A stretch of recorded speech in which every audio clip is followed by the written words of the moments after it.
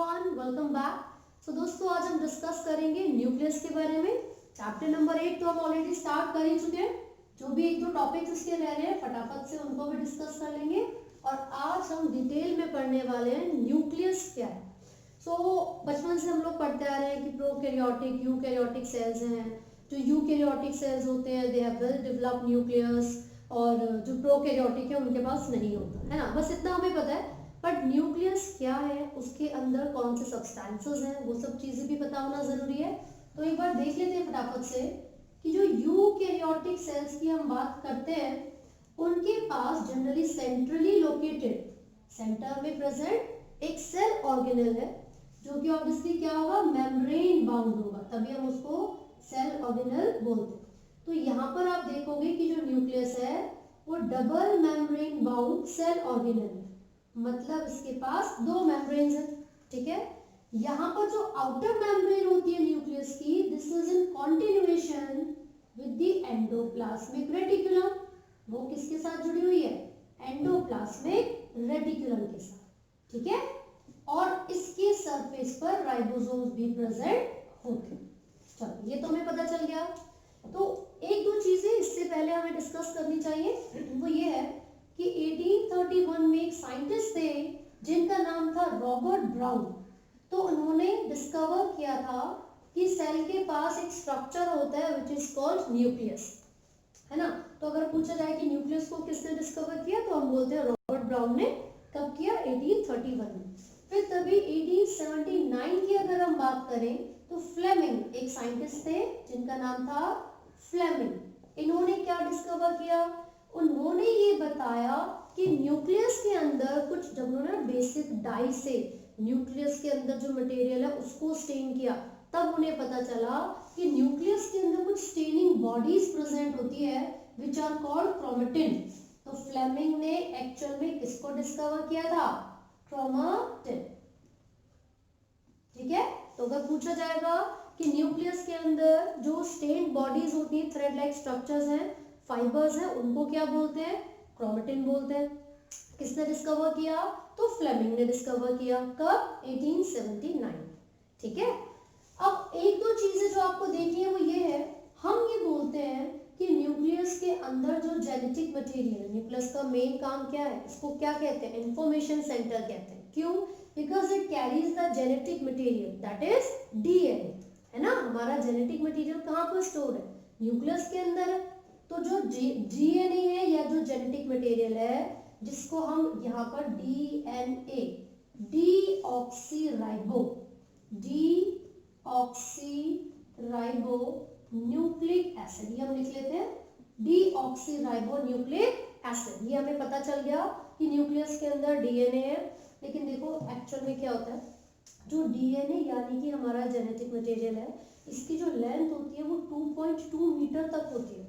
तो 2.2 मीटर की लेंथ वाला कोई भी थ्रेड हमारे न्यूक्लियस में इजीली फिट कैसे हो पाएगा, इस तरीके से तो नहीं हो सकता।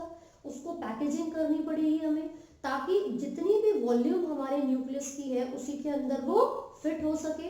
तो उसके लिए हमारे न्यूक्लियस के अंदर कुछ पॉजिटिवली चार्ज प्रोटीन्स होते हैं विच आर कॉल्ड हिस्टोन्स। अब क्वेश्चन ये उठता है कि पॉजिटिवली चार्ज प्रोटीन्स ही क्यों होते हैं भाई, क्योंकि हमारा जो डीएनए है वो नेगेटिवली चार्ज है। इसका जो नेचर है वो कैसा है बच्चों, एसिडिक है। तो हमने यहाँ पर लिख लिया कि जो हमारा डीएनए है वो कैसा है, नेगेटिवली चार्ज है। तो ऑब्वियसली बात है कि नेगेटिवली चार्ज पार्टिकल अट्रैक्ट होता हुआ जाएगा पॉजिटिव की तरफ, ऐसे तो होता है। तो यहाँ पर जो हिस्टोन्स प्रेजेंट है, हिस्टोन्स 8 यूनिट से मिलकर बनते हैं, इसीलिए उनको हिस्टोन ऑक्टामर कहा जाता है। और उनके ऊपर पॉजिटिव चार्ज कहाँ से आया, इनके पास अमीनो एसिड्स होते हैं। कौन कौन से, lysine and arginine, lysine and arginine. जो प्रोटीन्स है वो अमीनो एसिड से मिलकर बने, तो हिस्टोन एक प्रोटीन है। तो ये बेसिक अमीनो एसिड्स बहुत ज्यादा नंबर में प्रेजेंट होते हैं हिस्टोन के अंदर, इसीलिए इनका जो ओवरऑल चार्ज होता है वो पॉजिटिव होता है। ठीक है, तो जो नेगेटिवली चार्ज डीएनए है वो बहुत ज्यादा अट्रैक्ट हो जाएगा और वो इस पॉजिटिवली चार्ज प्रोटीन यानी कि हिस्टोन के चारों तरफ जाके रैप कर जाता है। तो हम यहाँ पर इसके बारे में बात कर रहे हैं। This DNA is wrapping around the positively charge histones. तो जैसे ही ये डीएनए रैप कर जाता है पॉजिटिवली चार्ज हिस्टोन के चारों तरफ, तो ये जो स्ट्रक्चर आपको यहाँ पर दिख रहा है, this particular structure form is called nucleosome. इसको क्या बोलते हैं? न्यूक्लियोसोम। ठीक है, तो हुआ क्या था, पहले हमारे पास, मैं यहाँ पर एक डीएनए बना देती हूँ, मान लीजिए ऐसे करके 2.2 मीटर की लेंथ वाला डीएनए था। जब ये डीएनए धीरे धीरे रैप होना शुरू करेगा around the positively charge histone, अब इसी डीएनए को हम इस स्टेज पर बोलते हैं क्रोमेटिन। यहाँ पर ये जो थ्रेड आपको दिख रहा है इसको क्या नाम देंगे हम? क्रोमेटिन। ठीक है, अब ये जो डीएनए था वो क्या हो गया? कंडेंस्ड हो गया, और डीएनए कंडेंस्ड होकर क्या बना रहा है? क्रोमेटिन बना रहा है। और जब ये क्रोमेटिन फर्दर कंडेंस होंगे so they will appear as chromosome. तो बच्चे कंफ्यूज रहते हैं कि डीएनए क्या है, क्रोमोसोम क्या है और क्रोमेटिन क्या है। दीज आर सेम थिंग्स, लेकिन आपको अलग अलग स्टेजेस के बेसिस पर इनको एक्सप्लेन करना पड़ेगा। यानी कि जब हमारे न्यूक्लियस में डीएनए प्रेजेंट था, काफी वो लंबा था, नेगेटिवली चार्ज था, हिस्टोन के चारों तरफ जब वो रैप हो गया तो हमने उसको नाम दिया कंडेंस्ड डीएनए को क्रोमेटिन। और ये क्रोमेटिन जब हायर लेवल पर फर्दर और ज्यादा कंडेंस्ड हो जाता है तो मेटाफेज जो सेल साइकिल की स्टेज है, कौन सी स्टेज है? मेटाफेज। उस फेज पर जब आप और ज्यादा कंडेंस्ड क्रोमेटिन को देखोगे तो ये क्रोमेटिन कंडेंस होने के बाद क्रोमोसोम्स कहलाती है। ठीक है, तो अगर पूछा जाएगा हाईली कंडेंस्ड या most condensed form of DNA बताइए, तो वो क्या होती है बच्चे? क्रोमोसोम्स होते हैं। ठीक है, तो ये इस तरीके से हमारा जो जेनेटिक मटेरियल है वो किसके अंदर आ गया? न्यूक्लियस के अंदर प्रेजेंट है ना। तो जो डीएनए की जो सेगमेंट्स थी, मान लो ये एबीसी सीक्वेंस था, वो तो अभी भी क्रोमेटिन में है और वो आगे चलकर क्रोमोसोम में भी प्रेजेंट रहेगा, है ना। तो ये जो सीक्वेंस होता है ना, मतलब डीएनए की जो सेगमेंट होती है ना, उसी को ही हम जीन कह देते हैं। लेकिन तभी बोलेंगे जब वो पर्टिकुलर सेगमेंट किसी एक पर्टिकुलर प्रोटीन के लिए कोड करेगी, किसी एक कैरेक्टर को कंट्रोल करेगी। ठीक है, तो इसीलिए आप बोलते हो कि जो क्रोमोसोम्स हैं इनके ऊपर जीन्स प्रेजेंट होते हैं। तो एक्चुअल में ऐसा कुछ नहीं है कि मान लीजिए ये क्रोमोसोम है तो ऊपर से आके एक जीन बैठ गया, ऐसा नहीं होता। इसी क्रोमोसोम की जो एक पर्टिकुलर सेगमेंट होगी जो आगे चलकर कोड करेगी किसी प्रोटीन के लिए, उसी को हम जीन्स कहते हैं। ठीक है, तो ये कंसेप्ट शायद क्लियर हो गया होगा आप लोगों को। तो ये न्यूक्लियस के बारे में हम डिस्कस कर रहे हैं, जिसकी 2 मेम्ब्रेन्स हैं, उसके अंदर जेनेटिक इंफॉर्मेशन होती है, इसीलिए इसको इंफॉर्मेशन सेंटर कहा जाता है, राइट। इसके इनर सरफेस में एक मैश यानी कि एक नेटवर्क होता है कुछ माइक्रोट्यूब्यूल्स का या कुछ प्रोटीन्स का, और ये न्यूक्लियर लैमिना कहलाता है। न्यूक्लियर लैमिना, ये जो मैश बना है ना network, and this is abundant in the protein called laminin या फिर लैमिन। ठीक है, याद रखिएगा ये क्या कर रहा है न्यूक्लियर लैमिना? ये क्रोमेटिन को बाइंड करके रख रहा है ना। और ये हिस्सा आप देख सकते हो, ये पूरा region within the nucleus जहां पर डीएनए या क्रोमेटिन प्रेजेंट है, इस पर्टिकुलर रीजन को कहा जाता है न्यूक्लियोलस। क्या कहते हैं भाई? न्यूक्लियोलस। यानी कि न्यूक्लियस के अंदर एक ऐसा रीजन जहां पर डीएनए प्रेजेंट होगा या क्रोमेटिन प्रेजेंट होगी, उसको हम बोलते हैं न्यूक्लियोलस। और न्यूक्लियोलस के अंदर सबसे ज्यादा आरएनए यानी कि राइबोसोमल आरएनए की सिंथेसिस होती है।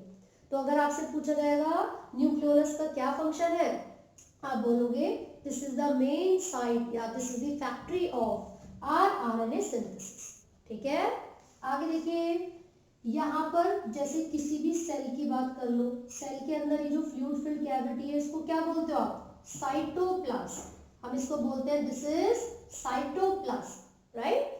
वैसे ही न्यूक्लियस के अंदर जो ये स्पेस होगा दिस इज कॉल्ड न्यूक्लियोप्लाज्म। इसको क्या बोलेंगे बच्चों? न्यूक्लियोप्लाज्म।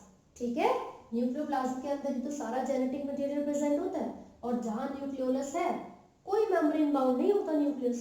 ये जो न्यूक्लियोलस है, सॉरी न्यूक्लियस तो मेम्ब्रेन बाउंड है, दो मेम्ब्रेन्स है, लेकिन जो न्यूक्लियोलस है this is not bound by any membrane, not bound by any membrane.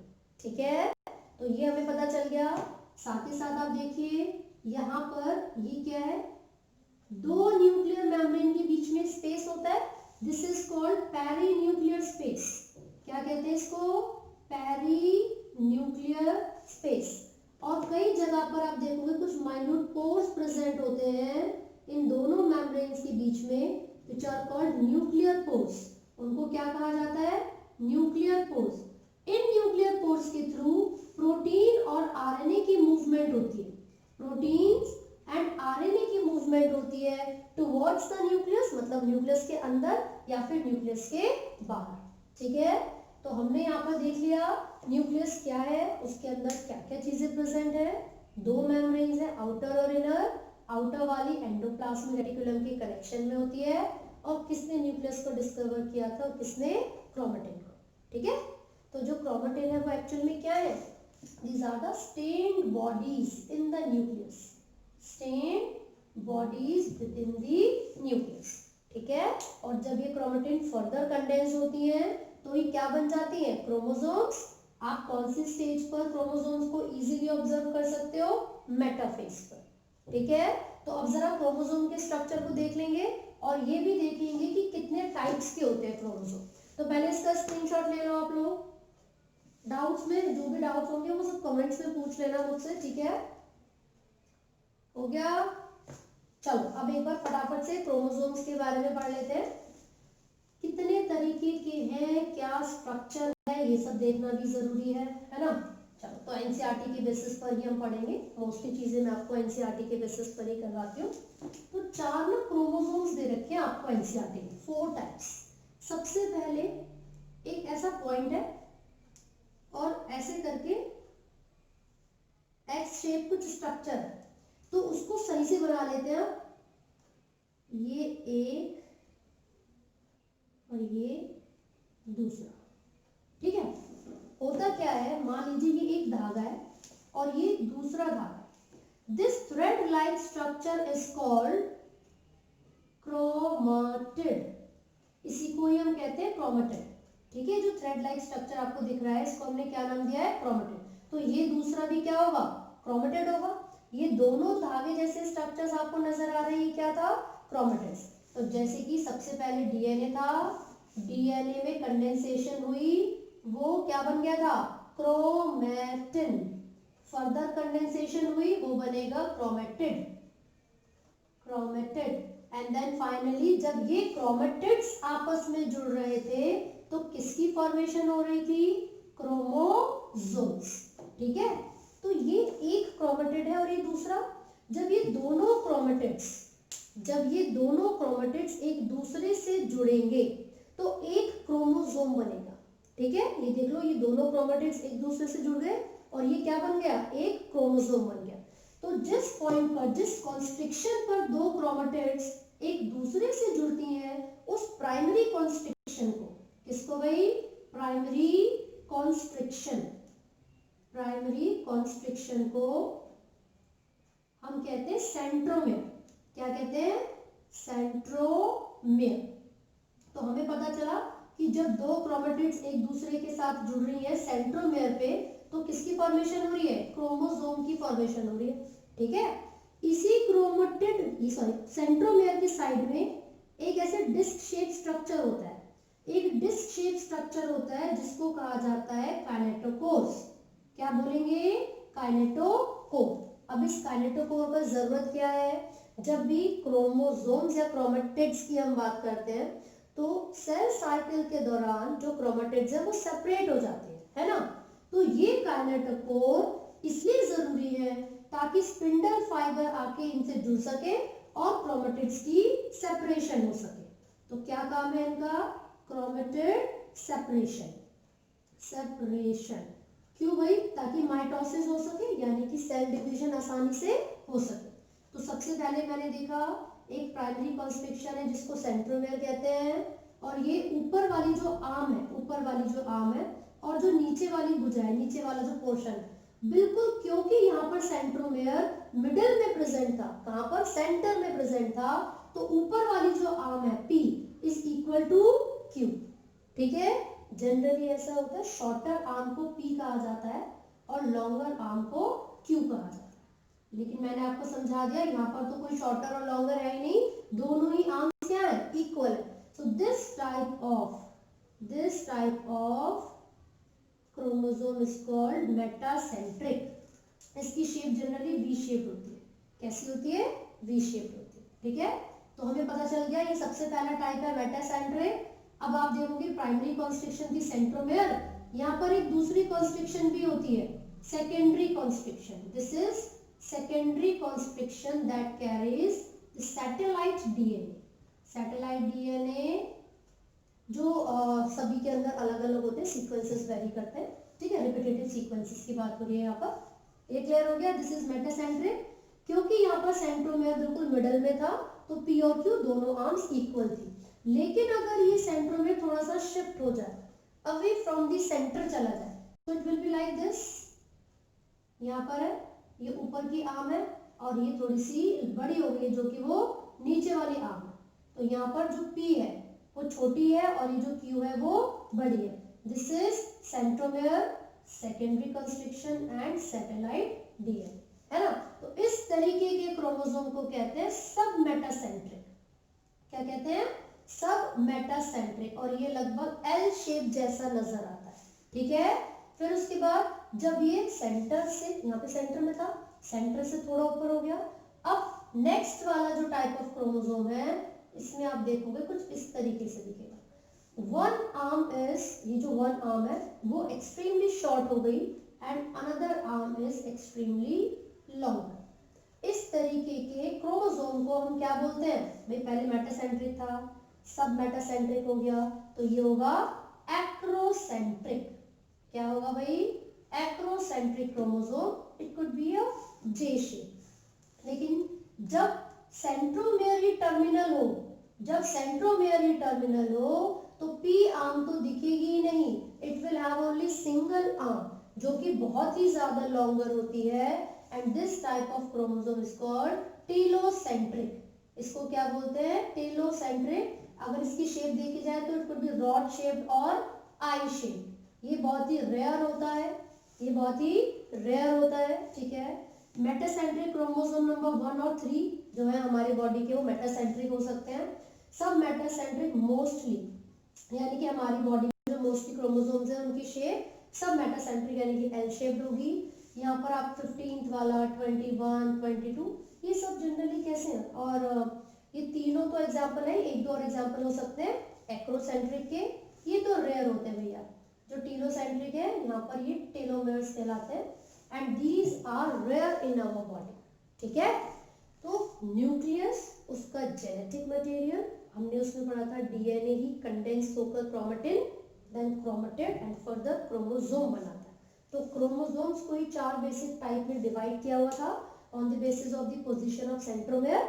यहाँ पर मिडल में था, slightly away from the middle यानी कि सेंटर, यहाँ पर टुवर्ड्स द टर्मिनल, और ये तो टर्मिनल ही था। ठीक है, शेप्स याद रखिए और कौन कौन सी जगह पर मिलते हैं वो याद रखिए। So this is all. तो ये न्यूक्लियस वाला टॉपिक भी हमने फिनिश कर लिया है। कोई भी डाउट्स हो तो आप कमेंट्स कीजिएगा, and do not forget to like, share and subscribe. Thank you.